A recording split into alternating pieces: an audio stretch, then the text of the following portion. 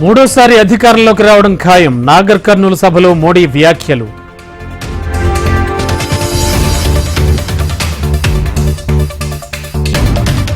రేపు చిలకలూరిపేటలో TDP, Janasena, BJP ఉమ్మడి సభ. హాజరు కానున్న ప్రధాని నరేంద్ర మోడీ.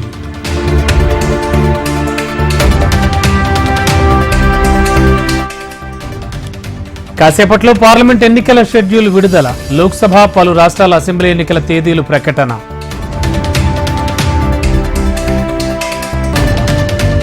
వైసీపీ అభ్యర్థుల లిస్టు విడుదల. ఎస్సీ, ఎస్టీ, బీసీ, మైనార్టీలకు సగం సీట్లు కేటాయింపు.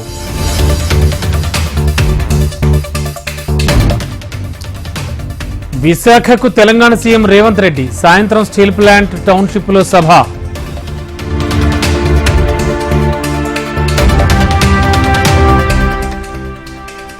రౌజ్ ఎవెన్యూ కోర్టుకు ఎమ్మెల్సీ కవిత. కొనసాగుతోన్న ఈడీ, కవిత తరపు వాదనలు.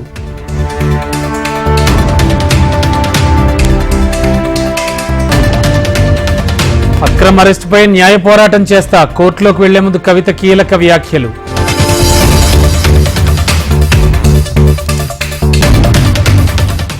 ఎమ్మెల్సీ కవిత అరెస్టును నిరసిస్తూ బీఆర్ఎస్ నిరసనలు. బీజేపీ మోసపూరిత రాజకీయాలకు పాల్పడుతోందని ఆరోపణలు.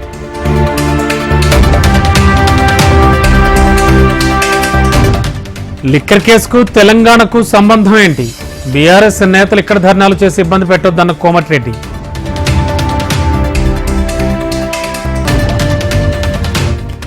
వాళ్ళు సినిమాల్లో హీరోలు కావచ్చు, నేను రాజకీయాల్లో హీరో.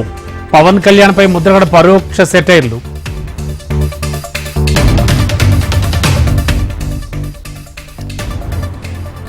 అభ్యర్థుల జాబితాపై టీడీపీ కసరత్తు. నేడు జాబితా విడుదల చేసే అవకాశం.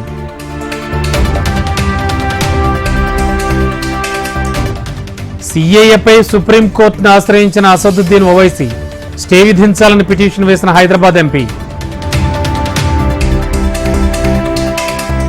కరీంనగర్లో ఓ హోటల్లో అధికారుల సోదాలు. భారీగా నగదు స్వాధీనం చేసుకున్నట్లు సమాచారం.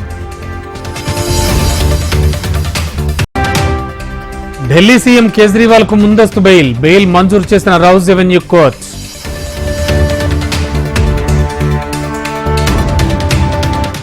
ఎలక్టోరల్ బాండ్లపై రాహుల్ సంచలన వ్యాఖ్యలు. ప్రపంచంలోనే అతిపెద్ద దోపిడీ రాకెట్ అంటూ కామెంట్స్. రష్యాలో కొనసాగుతోన్న అధ్యక్ష ఎన్నికలు. మళ్లీ పుతిన్ గెలిచే ఛాన్స్. తిరుమలలో వీఐపీ బ్రేక్ సిఫార్సు లేఖలు రద్దు. ఎన్నికల నోటిఫికేషన్ నేపథ్యంలో టీటీడీ నిర్ణయం.